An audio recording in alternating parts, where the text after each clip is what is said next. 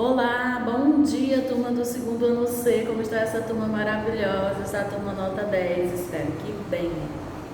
Nesta manhã de sexta-feira, nós iremos aí ter o nosso conteúdo de história, exatamente.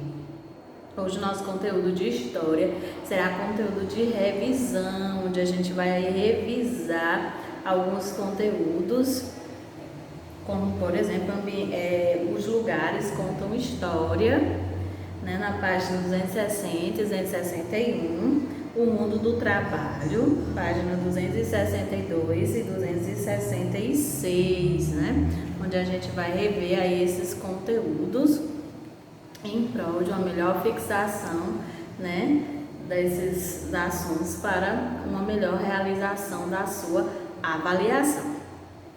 Então, mas antes de iniciarmos aqui a nossa aula de revisão, nós iremos fazer a correção da aula passada, exatamente, onde na aula passada o conteúdo é criança não trabalha, isso mesmo, criança não trabalha, onde você pode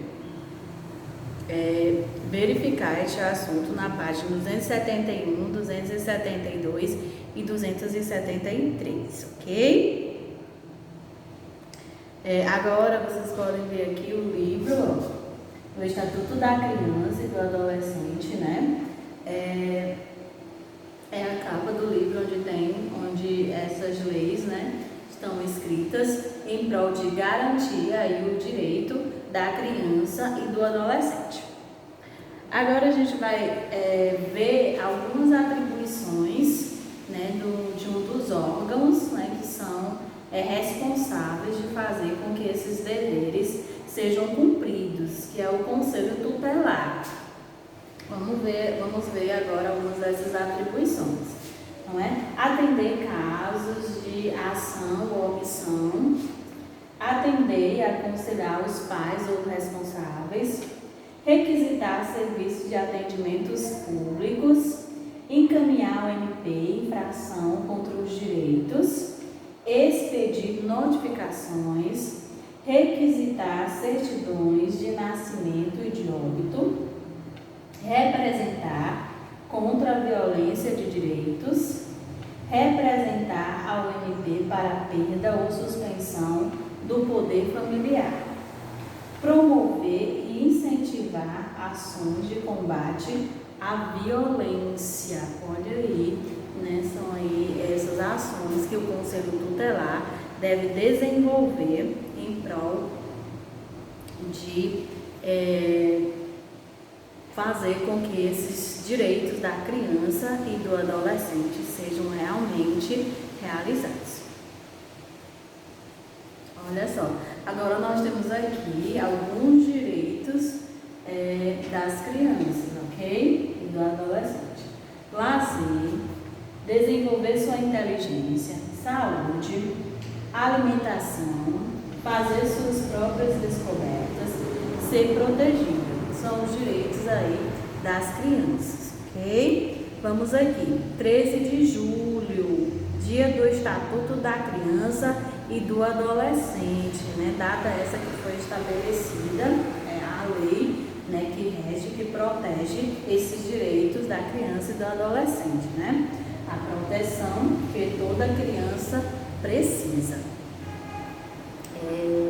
Porque quem defende os direitos de crianças e adolescentes defende a sociedade, né? Afinal, o futuro do nosso país está nas mãos das crianças, ok?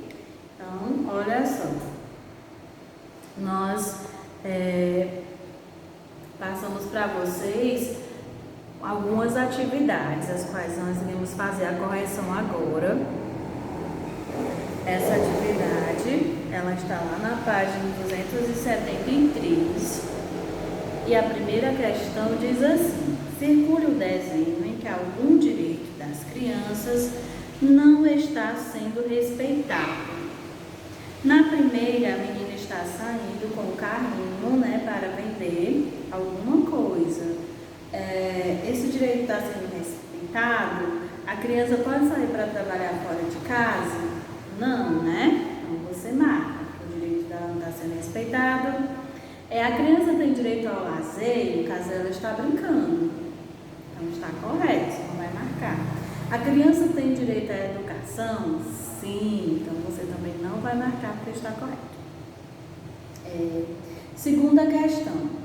Crie uma frase alertando que no Brasil o trabalho infantil é proibido. Então essa resposta aí é pessoal. 3. Você conhece ou já ouviu falar de alguma criança que trabalha? Por que você acha que isso ainda acontece no nosso país? Essa resposta é pessoal, porque é de acordo com a sua concepção. Quarta questão. Você trabalha fora de casa?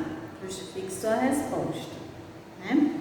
Eu acredito que não, pois trabalho infantil é crime, né? Então acredito que nenhuma criança, nenhum de vocês trabalha fora de casa. Quinta, escreva 4 atividades que você realiza em casa para ajudar seus familiares. Olha só. Então, guardar brinquedos, lavar ou enxugar a louça, arrumar a cama, ajudar a guardar as compras, dentre outras atividades que você faz dentro da sua casa, não é trabalho. Você está apenas colaborando ali com os moradores da sua casa, né, para uma melhor convivência ali dentro. Sexta questão. Marque um X nas atividades que não são próprias para as crianças. Primeira opção, cozinhar por conta própria sem a presença de um adulto. Segunda, arrumar a cama e guardar os brinquedos. 3, ir sozinha ao supermercado e fazer as compras para casa. 4, auxiliar os irmãos menores enquanto os pais estão atarefados. Então, as únicas atividades impróprias aí é a primeira e a terceira. Então, você vai marcar aí o X, ok? Agora, nós iremos adentrar aqui a nossa atividade aí de revisão, né? Os lugares contam histórias. A começar pelo museu, né? O museu ele conta ali várias histórias, né? Estão ali representadas para os seus visitantes, né? Conhecerem. Então, não só os lugares, né? Mas os objetos contam histórias, os livros contam histórias, os filmes contam histórias, né? História dos lugares até. Então, é muito importante a gente saber a história do lugar onde a gente vive. Você sabe a história do lugar onde você vive? Pois é. Então, na página 260, vocês podem ver aí a importância. Vamos lá, ler junto com a professora. Assim como os objetos, textos, imagens, sons e filmes contam histórias, os lugares também podem explicar acontecimentos e eventos ocorridos no passado. Além disso, podem nos fornecer pistas sobre a história das pessoas que passaram ou moraram nesses lugares. Os lugares que contam histórias podem ser de diversos tipos: uma praça, uma rua, um monumento, um parque, uma casa particular, um prédio público, entre outros. Observe as fotos a seguir aí no seu livro. Olha só.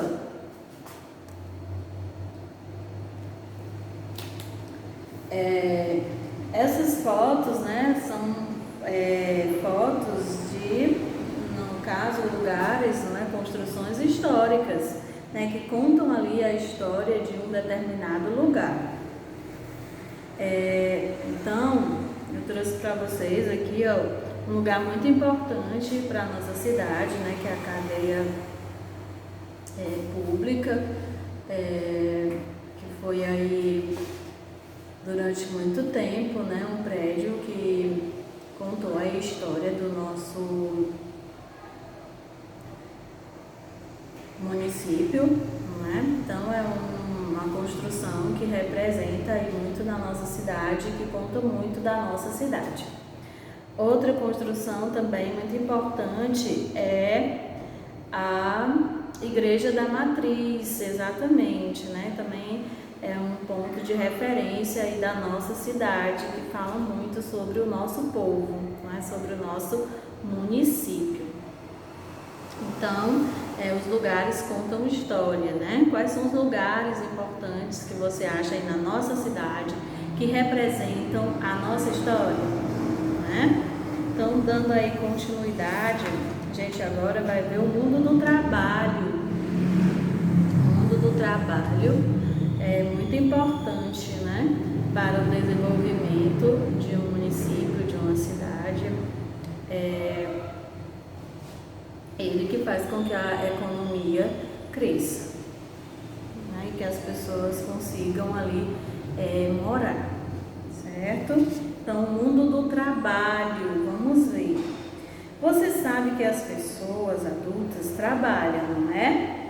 Em sua família, talvez exista alguém que saia todos os dias para trabalhar. Então, o que é trabalho? Trabalho é tudo aquilo que o ser humano produz com base em suas capacidades intelectuais e físicas. Estudar, arrumar a casa, cuidar dos filhos, dirigir, no caso, um carro, um ônibus, recolher o lixo, plantar e colher verduras, consertar um carro, pintar um quadro, compor uma música, tudo isso é trabalho. O trabalho remunerado e as profissões. Vamos ver. Algumas pessoas trabalham e recebem salários. Essas pessoas, em geral, possuem uma profissão e o trabalho remunerado. Elas recebem um salário, ou seja, uma quantia de dinheiro em retribuição ao trabalho que executam. Há profissões que existem há muito tempo, como a de sapateiro. Outras, porém, são novas, como a de programador de jogos eletrônicos. No geral, as profissões mais antigas são passadas de pais para filhos, como uma tradição familiar. Por exemplo, no passado, não havia escolas nem cursos que formavam uma pessoa para ser sapateiro. Era o pai que ensinava o filho a consertar e a fazer sapatos. Hoje em dia é cada vez mais comum as pessoas estudarem e se especializarem para poder exercer uma profissão. Um programador de jogos, por exemplo, precisa aprender a linguagem dos códigos de programação que vai fazer o jogo existir e funcionar. Talvez ele consiga aprender sozinho ou com algum parente ou amigo, mas provavelmente ele terá de enfrentar um curso especializado ou uma faculdade. Trabalhadores nas cidades. Nas cidades existem muitos trabalhadores em atividades urbanas, como no setor de serviços, por exemplo. Serviços são as atividades que fornecem à população energia elétrica, rede de água e esgoto, transportes, correios, policiamento, dentre outras funções e atribuições. Assim, esses trabalhadores podem ser eletricitários, funcionários de rede de água e esgoto, motoristas e cobradores de ônibus, bancários, carteiros e etc. Professores, engenheiros, médicos, dentistas, fisioterapeutas e advogados também oferecem serviços à população. Além dos serviços, na maioria das vezes, ou na maioria das cidades, existem indústrias. Os trabalhadores das indústrias são os operários. Eles podem ser mecânicos, funileiros, soldadores e tecelões. Nas cidades, existem também trabalhadores que se dedicam ao comércio. Nessa atividade, cidade, encontramos profissões como vendedores, caixa de supermercado, atendente de lojas, dentre outros.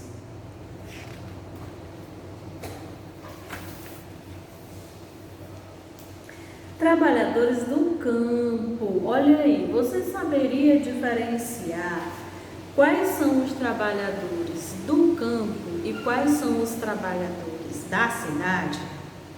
Pois é, agora nós iremos aprender a identificar esses tipos de trabalhadores de acordo com a demanda do campo e da cidade. Trabalhadores do campo. No campo existem trabalhadores com grande variedade de profissões. Os trabalhadores das fazendas podem se dedicar à plantação ou à pecuária, por exemplo. Também podem cuidar dos laticínios, das fábricas de queijo e de alimentos. Outro tipo de trabalhador é o agricultor, que cuida de pequenas plantações para consumo familiar ou para vender em feiras e supermercados nas cidades. O agricultor tem sítios ou chácaras e normalmente vive ali com a família. Em muitas grandes propriedades, o número de trabalhadores tem diminuído por causa da mecanização da produção, isto é, introdução de máquinas que fazem o trabalho de várias pessoas, como arar a terra, semear e colher. Então, é aí os trabalhadores que nós encontramos no campo, né? Da cidade, são outros tipos de trabalhadores, como a gente já viu, né? São serviços de indústria, comércio, né? Então são esses tipos de trabalhadores, né, que vivem aí na cidade, mas um depende do outro, então estão interligados, né? Nenhum é menos importante do que o outro, apenas eles desenvolvem trabalhos diferentes de acordo com a necessidade do público a ser atendido, não é verdade? Porque se surge uma nova profissão, é porque está tendo a necessidade que exista. Se deixou de existir alguma profissão, é porque não tem mais necessidade, né, que exista aquela profissão, ou seja, que aquele serviço seja prestado ali à sociedade. Então, pessoal, esses foram os nossos conteúdos de revisão. O mundo do trabalho e os lugares contam história. Então, eu desejo para vocês uma ótima avaliação, né? Espero que vocês tenham compreendido e que, com certeza, vocês tirem aí uma excelente nota, né, na avaliação de vocês. Então, desde já, eu deixo para vocês o meu abraço virtual bem carinhoso e até a próxima aula.